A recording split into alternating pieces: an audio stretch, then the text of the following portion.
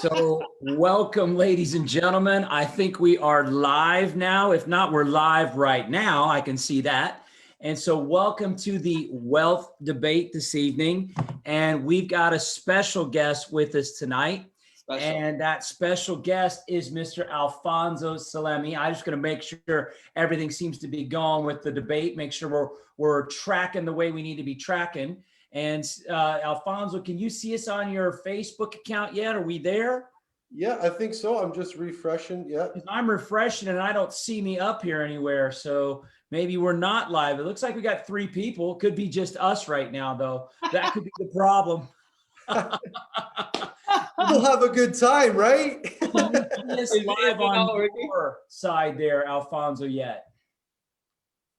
I'm not seeing it on my whatever you want to call it. Do you see us live there at all, Alfonso? We're good. We're live. Okay, I can't see it on mine, but that's all good. We'll figure it out. So welcome to the wealth debate. I'm sure my wife right now is just laughing, going, how does this guy screw it up every time? And then she makes fun of me that I spend the whole first 5 minutes talking about how bad I am with the technology. So this is Alfonso Salemi. Alfonso, do us a favor. Give us a quick 30-second, 1 minute, 1.5 minute capsule of who you are. Awesome. Well, yeah, like Pip said, thank you guys, both Pip and Sam, for having me on tonight. This is like a staple now that I watch every week. It's so informative, so amazing, and it's just good to see you guys on a consistent basis. So thank you guys for having me tonight. My name is Alfonso Salemi. I am a first-generation Canadian, born and raised in Hamilton, the East End of Hamilton, I met these 2 gentlemen way back in 2012. At the time, I had finished college, got into different sales, marketing type roles for big companies, small independent companies, and I always thought that I wanted to control my own destiny by doing sales. Right? If you sell more, you make more. I learned that in grade 7. Right? There's no award for accountant of the year, but you can be the top sales guy for the year. Right? And no hit to accountants. We love accountants. I met these gentlemen in 2012. And Sam said he wanted to leave $100 million of debt to his kids. And Pip said that he was buying houses without seeing them. And I'm like, these guys are nuts. And then by the end of the weekend, I was in. I was introduced to the Robert Kiyosaki way, the cash flow quadrant, and make your money work for you. And, there's only so much time in a day. And since then, it's been on a wild ride. Co-founder, Jag Properties. We've done officially 181 rent-to-own projects, co-founder of the Right Club, a real estate investing networking group, and recently elected to president of the Canadian Association of Rent-to-Own Professionals. So I don't know, that was probably 2 minutes, Pip. I don't know, how am I doing? Well, you're doing great, and I wanted to make sure we had a little bit of a whatever you want to call it, thing to kind of understand. They've done 181 rent-to-owns. That's basically in the last 7 years.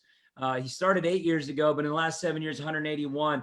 If you do that math, I'm not real good with the math, it's about 25 a year, somewhere in that area. If you're doing that math, that is 1 every 2 weeks. So that's an insane amount of property. And to think that he sat in a class that we were teaching years ago, and to see those types of numbers, that's off the charts. That's amazing. So the next thing I'm going to say is, if you are on Facebook right now, please say something in the chat box. I like to know that you're alive and well. Wendy, great to have you, young lady. Awesome. And so we can understand that when Sam and I talk, that's great. But we like to bring on people that are way smarter than me. That's not very hard to do, though. And so just to understand that. So Sam, what do you got to talk about this week? Well, we're gonna continue to talk about debt. There's a new president in town. There's a new sheriff in town, sworn in and ready to spend, increase the debt load, looking at almost $2 trillion stimulus program, addressing all different types of things, supporting states and governments, municipal governments around the United States, some COVID relief. So a lot of money is going to be coming into the system.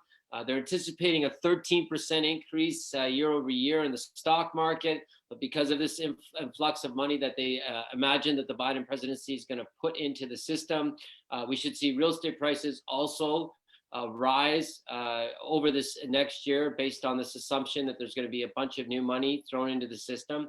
Of course, the challenge that they have to deal with is the lack of productivity. That's the big problem. So if you're not producing anything, your GDP is not really growing, and you infuse the money, because really what they want is inflation. They do want inflation. Inflation is something that they really, really want now, because that's the increase of general wealth in the country. So when you infuse that money, you should get inflation because there's more money chasing the same goods and services, which makes complete sense.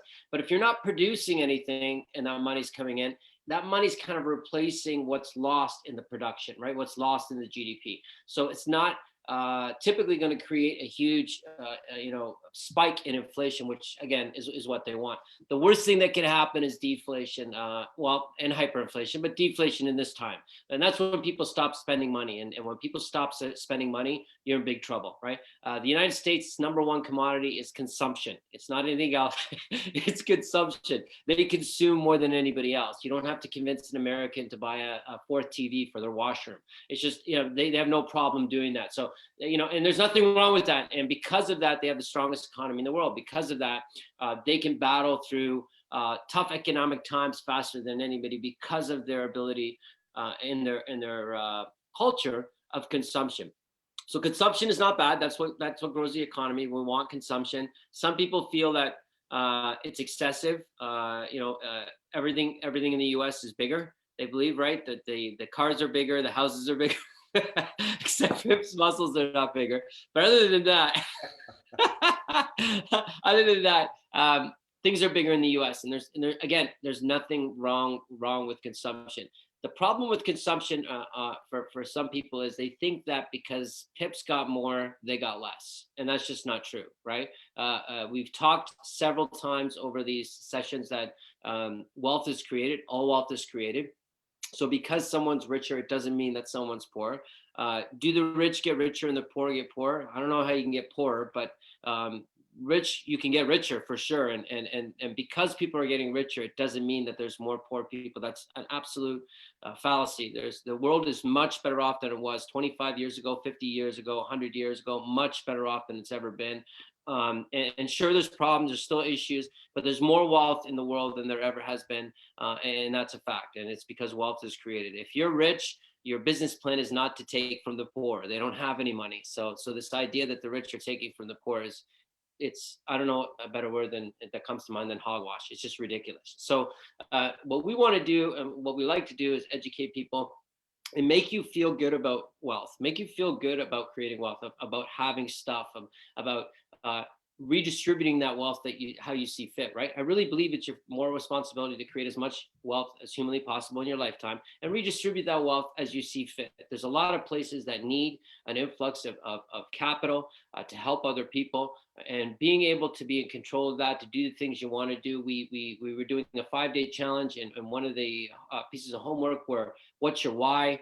And all through those whys, it was all about giving to someone else, my parents, my children, my community, my church. I mean, this is what it's all about, is giving back. And you can't do that if you can't take care of yourself. So we absolutely need to conquer and understand wealth and how it's created. How do we build it? And how do we use tools like debt, which are amazing. Without debt, it would be extremely difficult to build wealth.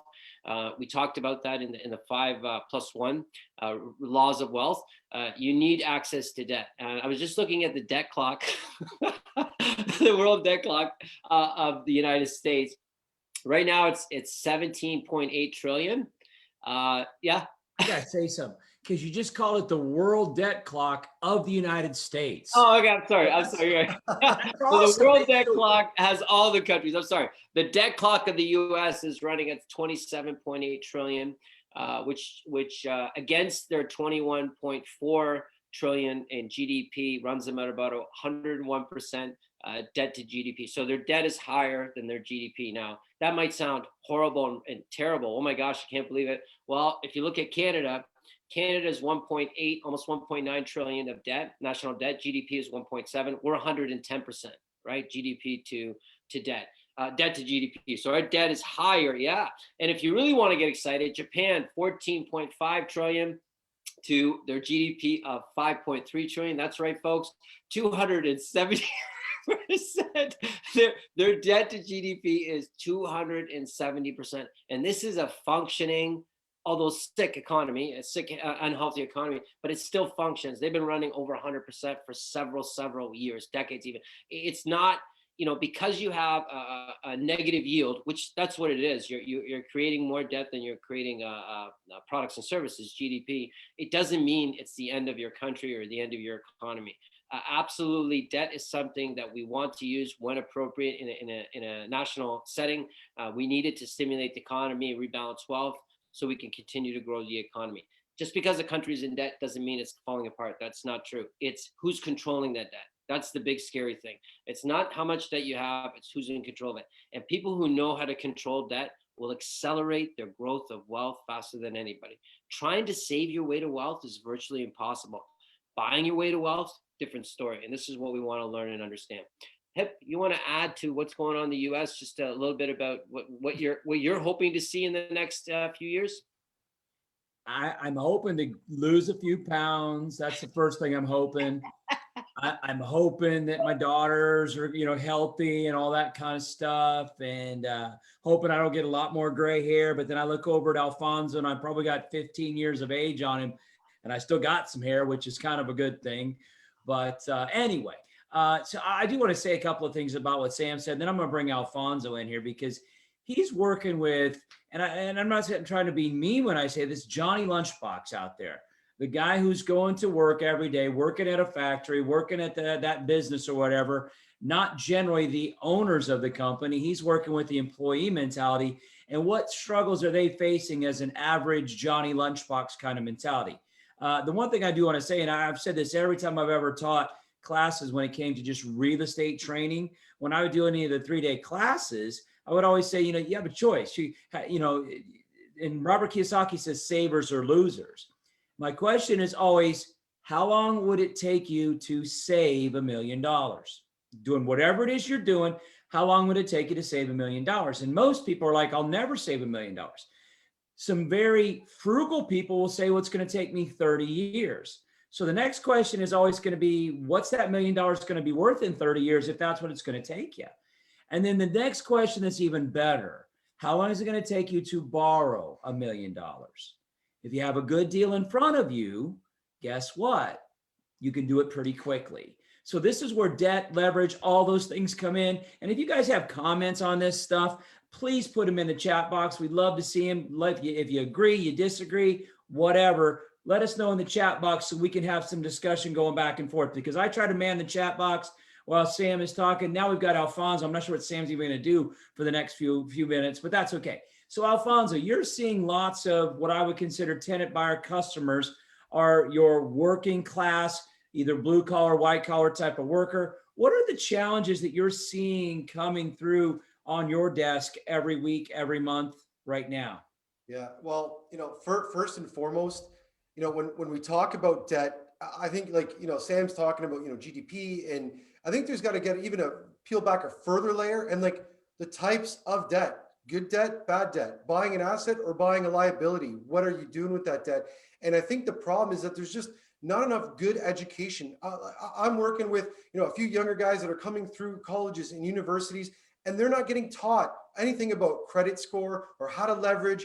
But, they know what an isosceles triangle is, and they can work out Pythagorean's theorem and all those types of things. And those are good in certain assets and things like that. But the lack of understanding or lack of credit education, money education, debt education, that is by far first, foremost, second, third, top things that we see. The parts that you're saying about, even saving $1 million, let's start with 5% for a purchase price of escalating of the prices of homes going up. So saving that down payment, the 5%, the 10%, 20%, if there has been credit issues, bankruptcies, consumer proposals, that is a huge, huge issue, because rents are going up, all those types of things. So definitely the lack of credit education, knowledge around money. And that's why what you guys are doing and providing education for people, that it can get out there to the masses so that people can, first of all, take control of their own finances. And once you got the car in control, then you can kind of take those corners a little bit faster, and smoother. But really educating people, and then the savings part is huge. Well, and I definitely agree with that. And you made a comment before we got on here when you came to the class that I was teaching and Sam was teaching back in 2012. Sam was talking about leaving his kid $100 million in debt, and I'm sure understanding that is a really weird thing to put out there to people. And then I know I was talking about buying houses without even looking at them. Your whole philosophy that you grew up with, parents, grandparents, great grandparents, their mentality was to save, save, save, frugal, never spend more than you have mentality. Would that be a fair statement, and kind of how you grew up with your family and their value system? Yeah, absolutely. Like, immigrating from Italy, like my grandparents' parents that came here with nothing, right? And when you're in Italy, like, we won't get into it, but when there's debt, you got to pay that debt, or, there's not an interest rate that you pay if you don't pay it back, right? There's a worse thing. So that view of debt, it was fearful, right? Because there's the lack of understanding to utilize that, right? If I never knew how to use an oven and I saw one blow up, I probably wouldn't go buy an oven, right? Or wouldn't use an oven, right? So it's the understanding, how does it work? And that was instilled, from a long time. If you don't have the money to buy it, don't buy it. Don't pay interest. It's bad. And that's coming too of, like, those late 70s, early 80s of crazy high interest rates, right? At, like 20, 25% or something like that, interest rates. So yeah, obviously the payment of those rates were much higher, and debt was like almost strangling at that point. If you borrowed for things that, were frivolous or seemed to be frivolous. Well, I know I wasn't even born when those high interest rates happened in the late 70s, early 80s. Now, Sam, he's old enough to remember that. He was 21, almost 22% was the mortgage rate in Canada, 81. So Sam, you got a question. I want you to address it.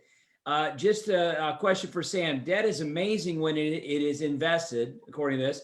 I am struggling to see the national debt now as an investment for tomorrow. Great question. Okay, so the debt for tomorrow, should we be worried about it? Should we be concerned about it? And yes, it should be something that we should be paying attention to. And yes, it's something that we have to address. The challenge is that debt manageable? Now, there's a lot of variables that are involved, like inflation, that actually decrease the obligation you have as the national debt. So there's lots of things we can do to manage the debt. So the debt itself is not bad. It's how we manage that debt. And that's the same thing for an individual. So if you think about it, a country that has like $27 trillion in debt is the largest economy in the world. So it's not like because they have the debt, they're not growing, they're not expanding. They can absolutely expand. And that debt actually is helping stimulate that growth. So as long as you're growing and you're managing the debt, you're fine. When it comes down to the individual, and I just want to make a quick comment about what Pip said about $1 million in 30 years. So $1 million 30 years ago, so if we go back to 1990, $1 million would be, this purchasing power of $1 million 30 years ago would be 2 million. 2 million. So today you need $2 million to buy the same thing you bought in $1 million. Now that, going back to debt, means that if I owed, right, $1 million, then the value of that money would be roughly half. I'd only owe really purchasing power of 500,000 because of inflation. Do you see that? So when you're the debtor, you're actually in a better position, because as inflation over time grows, you actually have to pay back less money in buying power than you actually took out the debt. In fact, in Europe, many places in Europe are offering negative interest rates, which means negative government bonds. So you give them money. You give them money and they pay you less back, and people are buying them. They've been doing it in Japan forever. They're doing it in Germany, parts of Europe. I mean, it's unbelievable. So negative interest rates, because of the fact that that's how difficult it is to find opportunities to grow, guaranteed investment. So they're only going to lose 1% on their money. It's crazy. That's how difficult it is. That's how difficult it is for unsophisticated people to find investment opportunities. It's not, I think Pip says it just perfect. It's simple but not easy. So it's simple to understand how to grow wealth. but it's not necessarily easy, right? And if it was easy, then everybody could do it. And unfortunately, if everybody could do it, you get minimum wage, right? That's why when you buy houses and just buy them off of MLS retail with no real plan other than to hold them and hope that appreciation kicks in, anybody can do that. And if you're own a business and you have employees that anybody can do the business, anybody can do, that job, you're paying minimum wage, right? Because there's a surplus of people that can do the job. So there's a surplus of people that can buy houses on MLS. Because of that fact, there's no money in it. You're going to get minimum. You're going to get the very minimum because anybody can do it. You only get paid for the solutions that you offer. You only get paid for the sophistication that you offer. And if you're not understanding creative finance, if you're not understanding wealth, it's I don't want to say impossible, extremely difficult to build wealth. You need to use debt to leverage good opportunities into great opportunities. Yeah, Pip. Well, I just want to point out, and since we've got Alfonso on here, we need to let him talk more than you, Sam. So that's the first thing I need to figure out. But no, what I want to ask Alfonso, since I'll be the mediator here, kind of, because I'm in the middle of the screen, at least on my screen, I'm in the middle.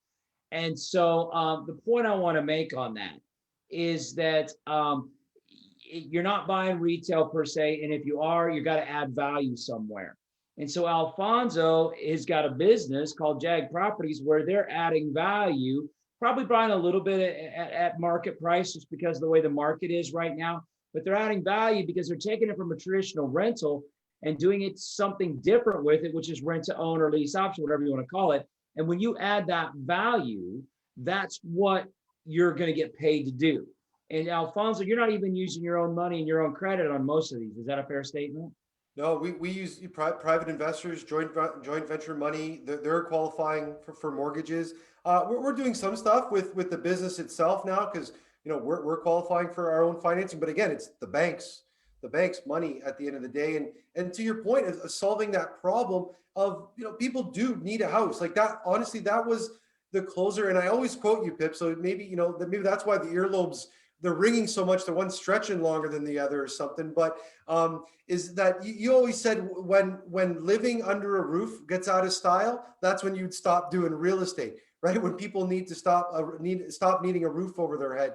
And that's that's a big thing, is solving a problem. Everybody, tell me anybody that doesn't want a roof over their head, they're not our client, first of all. But the other part is that they want to get in there and they're trying to find that solution to get to that home ownership. And because of previous, credit or life circumstances, hard to save up the money because you're paying rent, you're paying groceries, you're paying for life, right? That you need to live. It's hard to save up that down payment.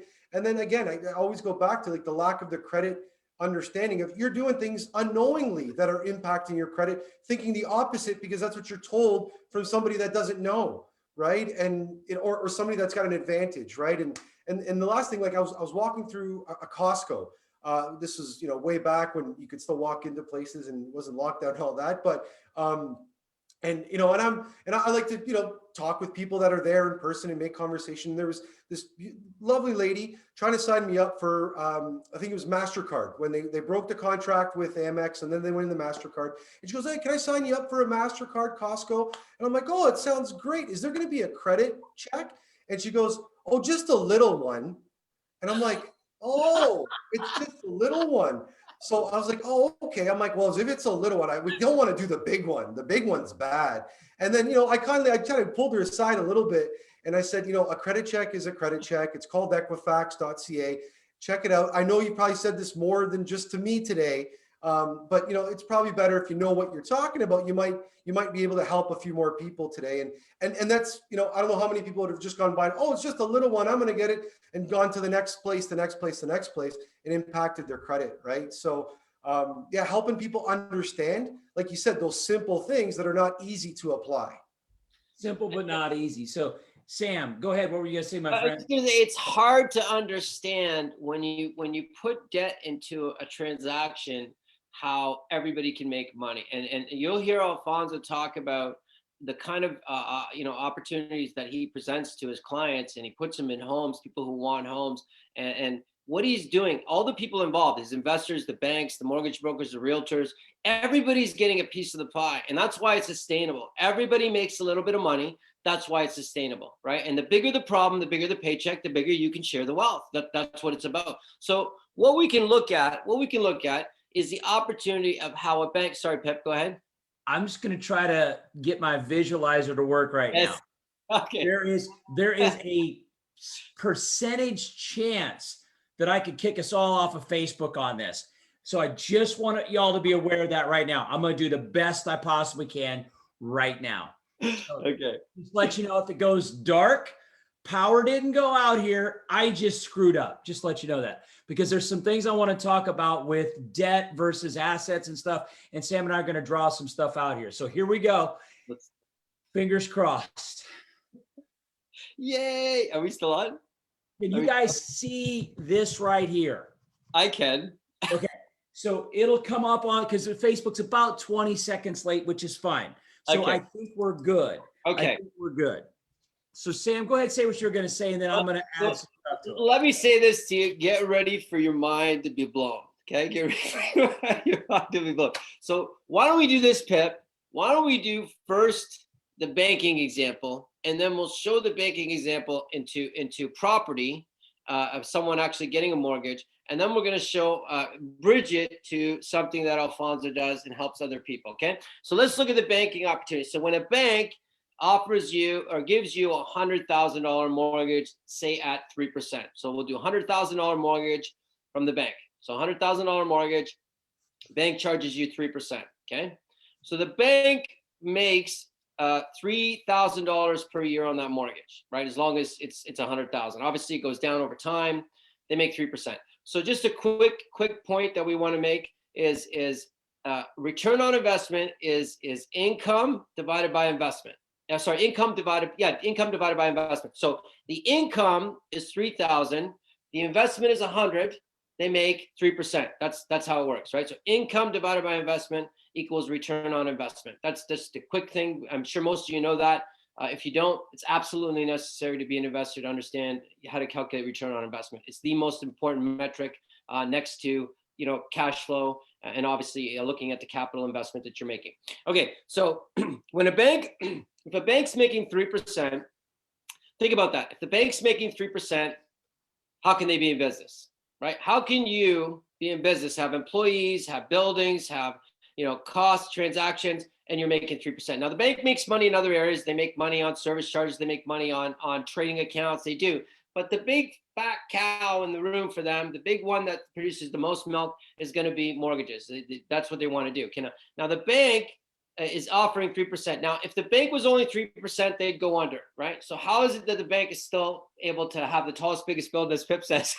In every city you go to, they have the tallest, biggest buildings in every city that you go to. When you walk into the lobby, it feels like home because you paid for the furniture. That's just the reality. That's the way it is. So how are they making all this money? Well, this is how they make all this money. They have this cool thing called fractional reserve lending. So fractional reserve lending allows the bank to offer a $100,000 loan with only $10,000 of security. So that's a 10-to-1 reserve lending. So the reserve is 10,000. The loan itself is 100,000. So if the bank's putting up 10,000, think about this. If the bank's putting up 10,000 and they offer a loan for 100,000, guess what they get to do? They get to get 3%, which is how much? $3,000. So the bank makes $3,000 on that 10,000 because that's all they put up. So what's the return on investment for the bank? The bank's actually making 30%. They're making 30% on that loan. So you're only paying 3, but they're making 30. Now think about that. If the bank had to use dollar for dollar, they couldn't offer you a 3% loan. They could only offer you something around 8, 10 to cover all their expenses and make money. But because they can do fractional reserve lending, which is a positive, a good thing, because this for a lot of people looks illegal. Like, what do you mean you're writing a $100,000 loan? You're only putting up 10,000. Well, the banks, and some of you are looking, going, wait a minute. If the bank's only putting up 10,000, where's the 90,000 coming from? You ready? It didn't exist till the bank wrote the actual loan. Yes, that's right. If the bank writes the loan, 90,000 comes into the money flow, right? That becomes part of the money flow of the country. This is why governments actually lower interest rates to promote banks to continue to lend to increase the money supply. This is what's happening every time they write a loan. So the bank is making 30%. What's the value to us? What's the value to us? Well, the value to us is that we get low cost money. We get money at 3% instead of 10%. Because if you went to a private lender today, you could be looking at 6, 8, 10, 12, depending on who it is. That's what it would cost you to get a mortgage right now if you're doing through a private lender, because a private lender can't do fractional reserve lending. Only banks can. Now remember, banks, every time they write a loan, new money's created. Now here's the crazy thing. You ready? Here's the insane thing. Where did the bank get the $10,000? The bank, where did the bank get the $10,000? The bank got the $10,000 from you. They got it from Pip, they got it from Alfonso, they got it from me. The depositors is where they get that money. So if the bank is using depositors' money, your money, right, to lend out, right, for mortgages, what's the actual bank's return on investment? So let's do the math. Income, $3,000. Investment, zero. And what's the return? It's an infinite return. That's right. The whole model of banking is buying and selling debt. Buying and selling. That's all a bank does, is buy and sell debt. So they attract people, depositors, by offering things like CDs, GICs, special savings interest plans. Any way they can produce and generate more people depositing into their account, the more that they can lend. And that's all they want to do. They want to take money. So they buy the debt from you. They give you a little bit of money, right, for putting your money in their bank, right? And then they take that money and they lend it out to other people. So many of you are actually borrowing your own money from your own savings account, from your own retirement pledge. You're borrowing your own money at an interest rate. Now, again, I want you to see, this is the important thing. Is the bank making money? Yes. But is the person borrowing the money to buy a property, they benefiting? Without question. They're benefiting too. They're getting a low cost interest rate to get the house. Now, that house now could be an investment property. Alfonso could take that house. He could put 20% down and get the house and then put a rent to own person into it. Now, Alfonso, and he'll tell you, I'll tell you for it, he makes a boatload of money doing it. He's super good at it, super efficient. He's got a system. He follows it. He makes a boatload of money. But what is the benefit to the person he deals with, his client? What is he solving the problem of? They can't be homeowners without his help. They can't be homeowners, and that's ultimately what they want. So the homeowner actually becomes the person that benefits at the end. They get what they want, which is homeownership. Now, this is the thing. Go ahead, Pep. Well, you got to finish your thought, but give me a second in a minute. What we want to do is recognize that home ownership is not for profit. Let me say that again. Home ownership is not for profit. And there's nothing wrong with that, but it's not for profit. Without question, your home is a liability. Pep? Well, what I want to say, and I'll let Alfonso speak to this, and then we're going to go talk about what Sam just said, that your house is probably not a great investment. We'll show you why here in just a second. But what we really want to think about is, I've heard of some of you guys on the chat box, and if you've ever been to a class that I teach, I would say turn to the person beside you and say, I want to be the bank, because that's really where the capital is to be made. So think about this, and I'm going to let Alfonso speak to this in just 1 second, is if he is using an investor to bring the money to the table, he's using an investor to bring money to the table, the investor's bringing the credit, Alfonso is bringing the tenant buyer to the table, and bringing that desire from that tenant buyer, and Alfonso's in the middle. So the head is Alfonso here. He's got tenant buyer and desire over here. He's got investor with money and credit over here. What is Alfonso bringing to the table? He's bringing a beautiful looking head. That's one of the things he's bringing. You'll see that in just a second. But what he's bringing is the knowledge. And what he's doing by doing that is getting paid for what he knows. Here's the cool part about it. Alfonso's using none of his own money and none of his own credit. So what's his ROI? It's infinite. Speak to that, Alfonso, my friend. Like Buzz Lightyear said, right? To infinity and beyond, right? And if we could get better returns than infinite, we would try, right? But and that's it. It's solving that problem for both sides, right? Like what do you, GICs and like RSPs and all those types of things, those are great to diversify, but that's not going to get to the wealth. And we're on the wealth debate, and that's what we're trying to achieve, right? Is wealth. And like these types of things, it's like, don't hate the bank, like hate the game, right? Like, I guess, right? We're back in the day, you say, don't hate the player, hate the game, right? But like, this is don't be the bank. Like, try to be like them. Like, if there's that series that came out with Michael Jordan, right? And his biggest competitors, right? Like, you can't hate a guy, you got to respect them, right? You have to respect what they're doing and look at and model after them and have great mentors that have done it and shown you and that advance you, right? That can do it quicker, because this all looks complicated. And how's this? And yeah, maybe you get some emotional and anger and like, what? The banks are making money on my money and I'm borrowing my money. Okay, great. And I have to drive on, the right side of the road in Canada, but maybe I want to drive on the left side, but those are the rules and that's how it goes. And you got to follow the rules and stop at the stop signs. So you got to get into that. You got to play by the rules and do it, right? Yeah, you got no chance. Sorry, Pep, go ahead. Well, you say one of the things we always talk about is always be legal. Yeah. Always be legal. Have integrity. And I know that's how Alfonso's built his business, because those are the things we teach and preach. And he's a perfect example of that. Somebody asked the question, will this be for review later? You can watch the wealth debate over and over and over and over again. And so yeah, just it's on Facebook, obviously. And so we're going to talk about why your house is not an asset. Now, if you were on our challenge today, we did something similar to this. Go ahead, Sam. I was just going to say that I just want to make a quick point about what Alfonso said about the game. You got no shot at winning this if you don't know the rules of the game. You got no shot. You're no chance of actually, people don't accidentally become millionaires and stay millionaires. If you're an accidental millionaire, you're going to lose it. You're going to lose it. You have to be someone who understands how you got there.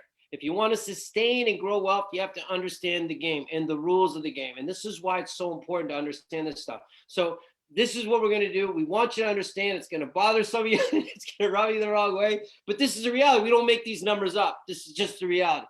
So one of the fallacies, one of the myths about real estate is if you buy real estate and hold it long, you'll make money. You're guaranteed to make money, right? And if you know anything about finance, there are no guarantees. There are no guarantees. The only guarantee you have is there is no guarantees. Okay, so let's look at a property over time. So if we look at the gross appreciation, which is the same thing as compound interest, right?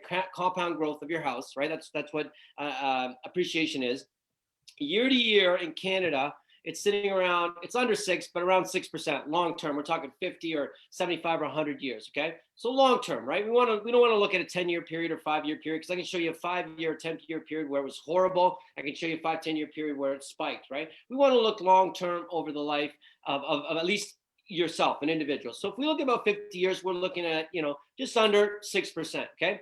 And if we look at that 6%, we got to recognize that's a gross number. So when you look at the appreciation numbers in a country, understand that does not include any costs. There is a cost to ownership. There is a cost to ownership, and this is something to keep in your mind and hopefully at one point understand. And some of you already understand this.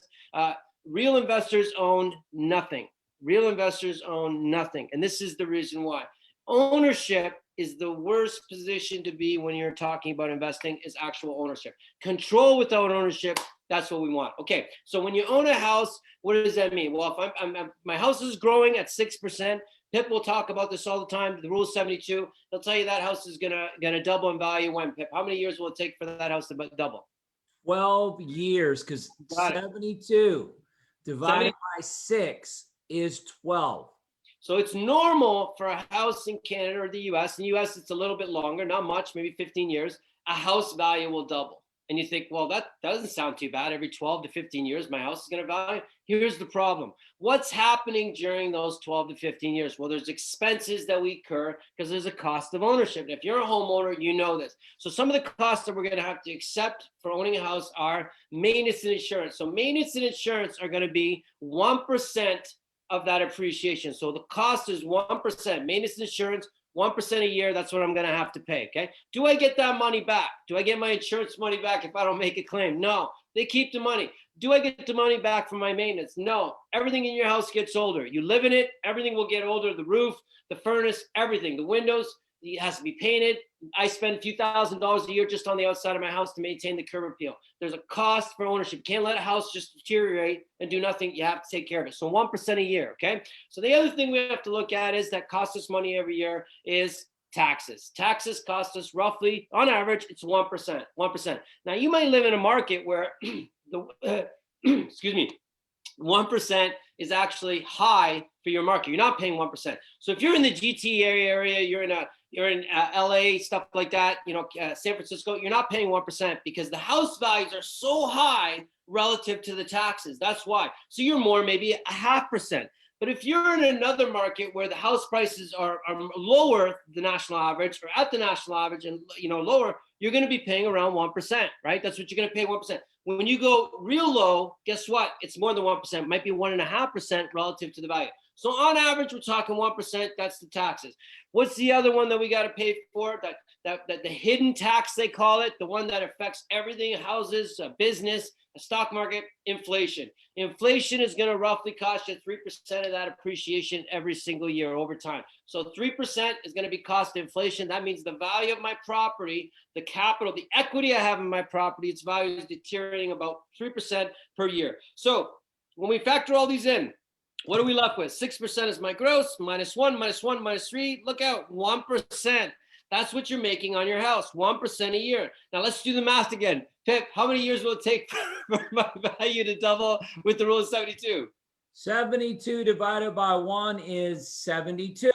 72 years. So it'll take you 72 years, 72 years to double the real value of your property. 72 years. Isn't that crazy? But wait a minute. Why are these properties around the country going up 5, 10, 15, 20% in a single year? How is that possible? Well, it's possible because the money supply has changed in that local region. Absolutely. And that's from foreign investors create an increase in money supply. Absolutely, no question. So when you see people from all over the place, different countries or even different communities or different provinces, different states investing in a particular area, you're going to see prices go up. Absolutely, because that money wasn't homegrown. The second reason is jobs. New jobs create an influx of capital, increase the money supply in a particular area, prices go up. Now here's the problem. How long is a new job a new job? 1 year. After 1 year, that new job is not a new job anymore. What's happening? That new money that's been sucked into the economy, which is great, which is awesome. We want the new jobs. Here's your challenge. Every year after that year, what's their actual increase in income per year? What's the actual increase in income per year? Well, if you look at the United States and Canada, this is roughly the same around the world, but I don't want to say exactly what it is in other countries, but I'll tell you a little formula after that. In Canada and the United States, you're looking at roughly 1%. 1%. That's all your income is really increasing when you factor in inflation. And in some parts, it's less. It's less than 1%. So if your income is raised up 1% a year, how are you going to pay 10% more to buy a house? Where's that? How's that possible? If you live in a neighborhood and houses are going up 10% a year and your income's going up 1% a year, how are you ever going to catch up?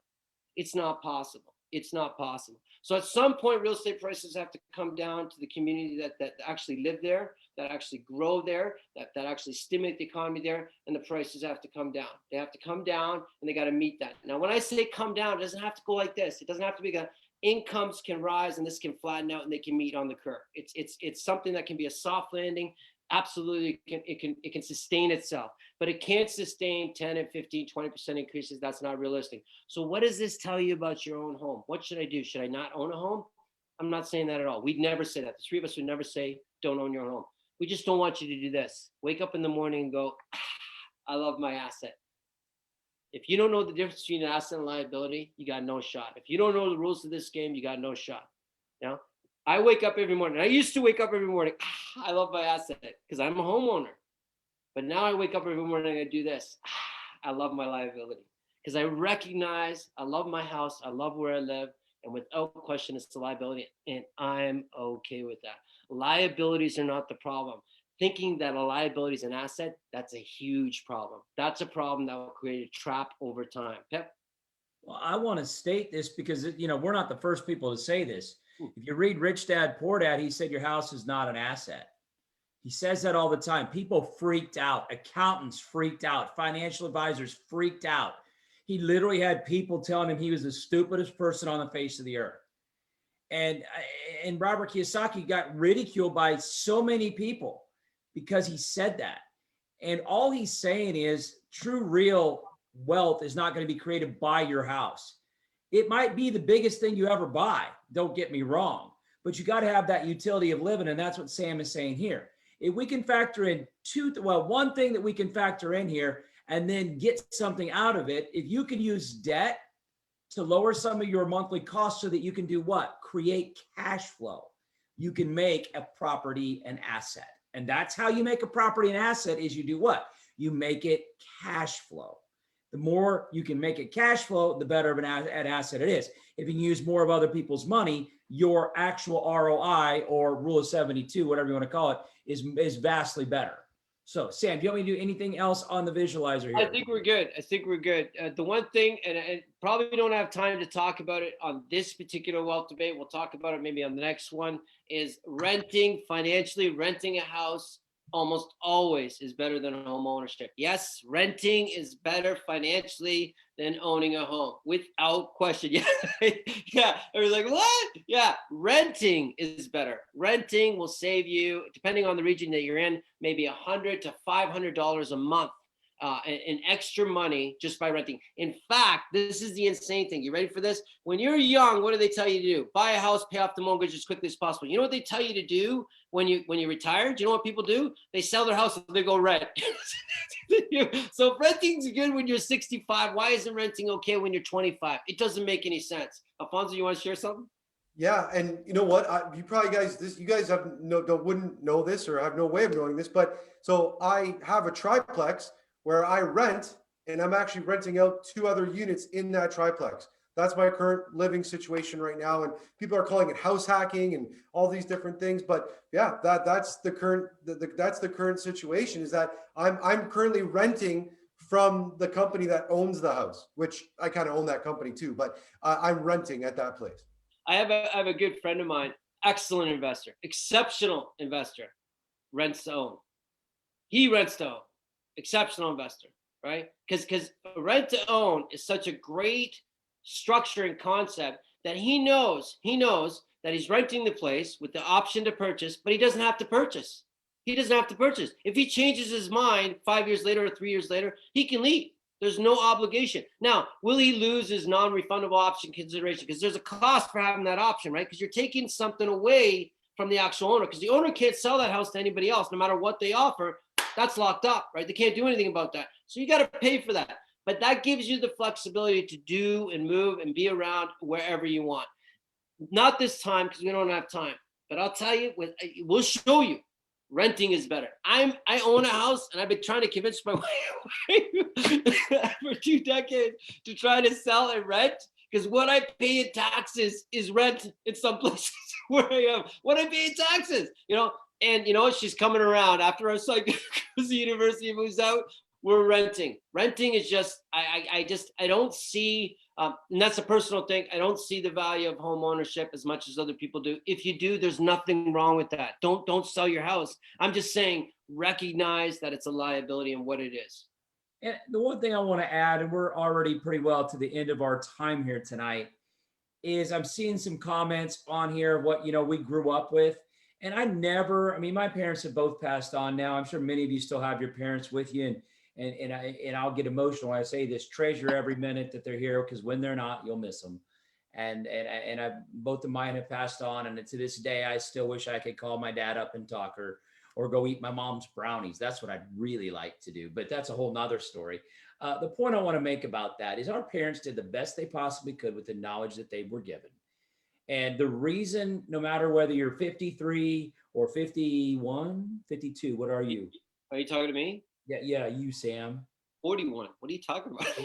You look like crap for 41, by the way. That's right. I'm 71. You look great for 71. It doesn't matter how old you are. We all have 150 years of programming in our head. And there's nothing we can do about it, because we learned it from our parents. They learned it from their parents learned it from their parents. So right on our grandpas, great-grandparents, and right on down the line. And so they did the best they could with the knowledge they were given. And this kind of stuff was not really taught. In fact, I didn't start learning about this until I read Rich Dad, Poor Dad. There's a lot of books out there, and there's some great books, but this kind of stuff about debt is, your house is not an asset. I didn't hear about that until I read Robert Kiyosaki in 2002. Literally didn't hear about it. And so it was definitely a wide opened my eyes wider than I've ever had them open when it came to that. I'm like, this guy's really got something to say, and I want to learn more about it. So, Alfonso, any parting words for this evening that you have?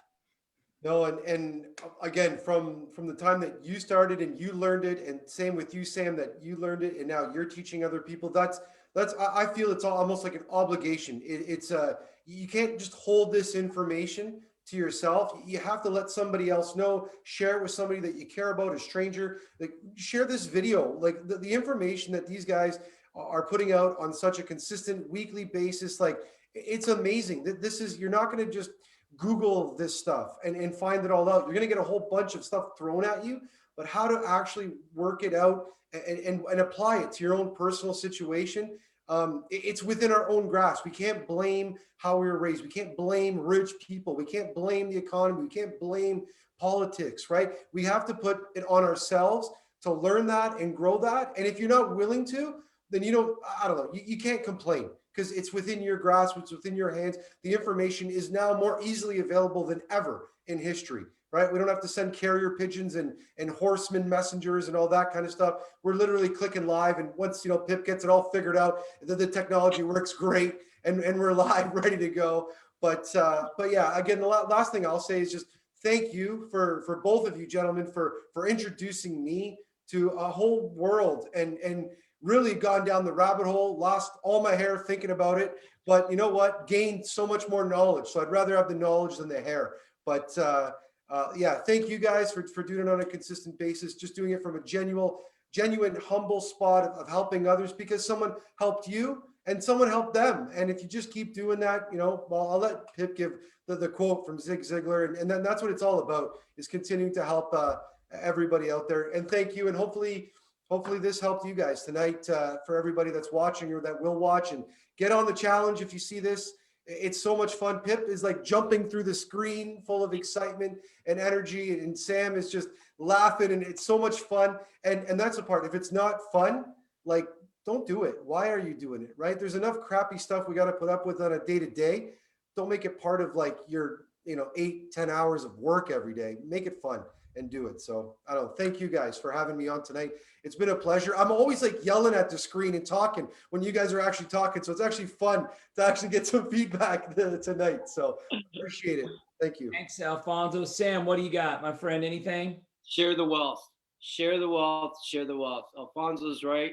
Don't hide good information. Don't, hoard cash or hoard money thinking that, there's winners and losers. This is not reality. All wealth is created. You can create it too. Share the wealth. And I promise you, we promise you, the more you share, and this is a deep belief and desire, and we believe this deeply, you will get tenfold, at least. Give and you will get tenfold. Share the wealth. And I promise, we promise, you will get back way more than you ever put out.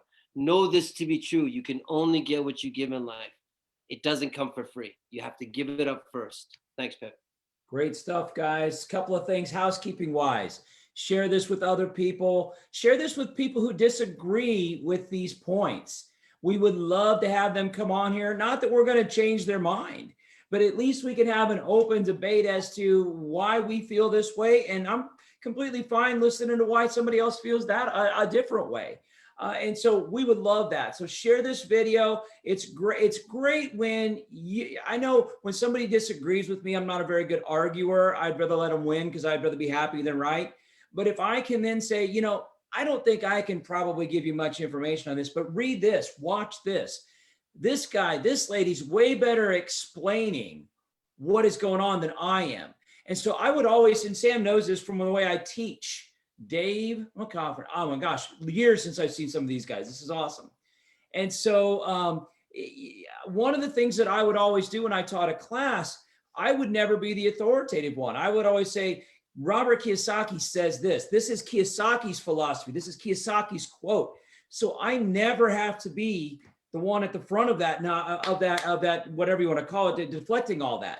And quite frankly, I'm not hid behind that. I've used that as my shield because I don't know that I'm this, well, I know I'm not the smartest guy. I don't know that I know this stuff backwards, forward, sideways as much as some other people. And so I always use them as the expert. And as Alfonso said, if you help enough other people give out what they want, you'll get everything that you want. Actually, Zig Ziglar said that. He wanted me to say it. If you help enough other people get what they want, you'll get everything that you want. So please share this with other people. Sam, what do you got? Last thing I want to say, sorry, last thing I want to say is next week, we're going to show you that financially renter's better than owning. Renting a home is better than owning it. And what I want you to do is I want you to walk up to 5 people or Facebook or whatever you do and tell them, you know what? It's better to rent than to own. And if you want to understand it, come back over here next week and we'll show you. Hope to see you next week. Wealth Debate. We'll try to go the exact same time next week, 8 o'clock Eastern time on Wednesday. Please share this with other people. Find somebody you know, somebody you don't know, turn to them and say, you're going to be all right. We'll see you guys next week. Thanks, Alfonso. Share the